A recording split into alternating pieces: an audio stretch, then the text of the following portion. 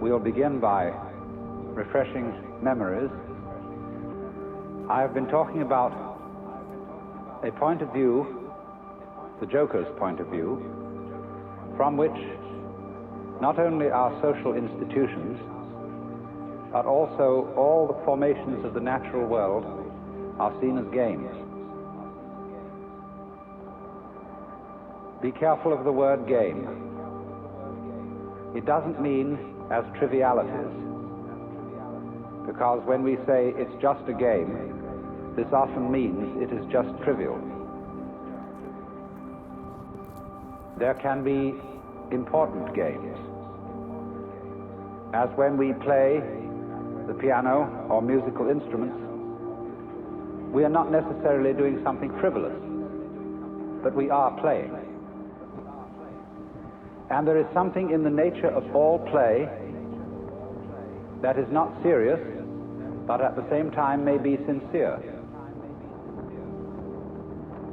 And I tried to give you the picture of the multiplicity of natural forms on the one hand, and of human social institutions, and all the things that we do and consider important and busy ourselves with as human beings.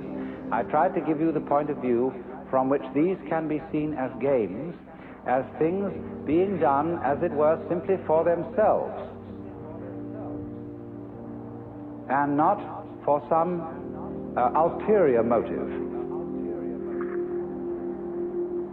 And therefore, these games are in a way best played when they are played as games. Although it's really all right for people to take them seriously, except that they are a little bit deprived. They're missing something. And so when the Joker sees a person taking his life seriously and regarding himself as extremely important, there is something a little bit funny about it, and he is inclined to get the giggles. And it's all he knows, that the very intensity of seriousness with which the individuals concerned are taking these games will be a kind of foil for the subsequent bursting into laughter when he sees that it wasn't serious after all. You see that? You might say there are these classes of people. There are the very far out people and the very far in people.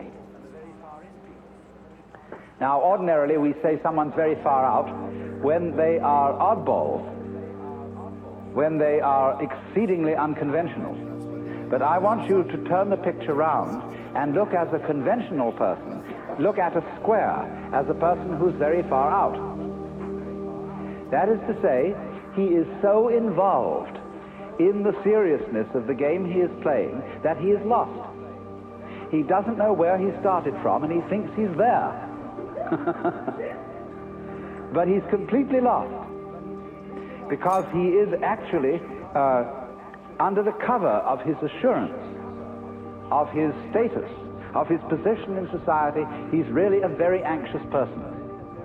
I said a lot yesterday about the way in which our society shows anxiety because it cannot permit the existence of people who don't belong. And it cannot really permit the criticism of laughter. It cannot permit the presence of the old-fashioned court jester, because these people are so far out. They're so involved, and one from a certain standpoint, you see, from the Joker's standpoint, he doesn't condemn such people. He rather congratulates them on their heroism for getting so lost and involved. But to keep the far-out people from going quite insane, there have to be far-in people. And the far-in people are those who keep contact with the original goings-on behind the scenes.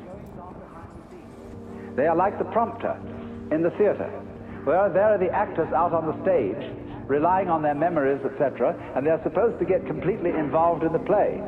But there's a concealed prompter with the script in front of him. And he is the connection of the actor on the stage with the green room behind the stage. And you see in this dramatic analogy of the universe, the green room is the central point, the still point of the turning world. The green room is how God is when he's back home, not involved in all these games, and takes off the mask. See, on the Hindu theory that everybody is a mask of God. Like a wonderful line in one of Chesterton's poems. And now a great thing in the street seems any human nod, where move in strange democracy the million masks of God. The million masks of the Joker, because the Joker is the player, the trick player, who plays ultimately the great trick on himself.